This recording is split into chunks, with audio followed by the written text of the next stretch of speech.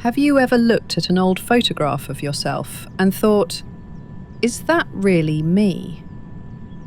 It feels like a different person, a lifetime ago. You start to remember, but what is that memory?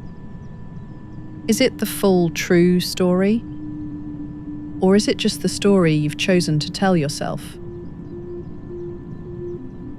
We think our memory is a perfect recording of the past, but I'm not so sure. I think our memory is more like a curator. It walks through the vast museum of our lives and chooses what to put on display. It spotlights the happy, flattering moments. And the painful, awkward ones. It hides those in a dark, forgotten corner. Over time, that curated story becomes the only one we know. It's not a lie, exactly, but it's an edit. It's the story we build to protect ourselves.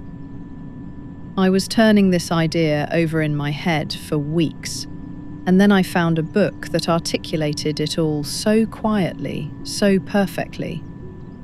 It's called The Remains of the Day by Kazuo Ishiguro.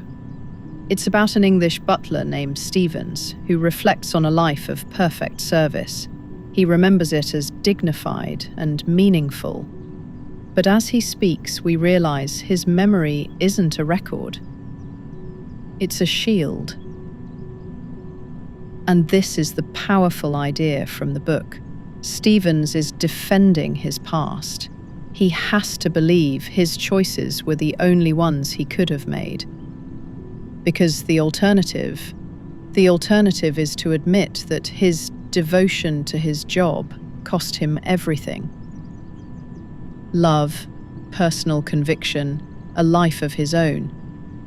The regret is so vast that his mind has built a fortress of curated memories to keep it from destroying him. There's a line near the end where he says, "Perhaps then there is something to be said for changing one's personality, if it is only for a day." It's the sound of a man wondering what it would feel like to step outside the prison of his own story.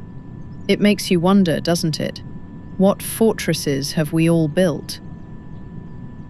So I'll leave you with this question. What story are you telling yourself about your past?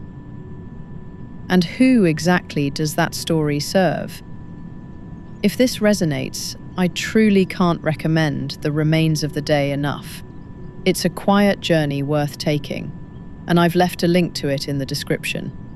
Thank you for thinking with me.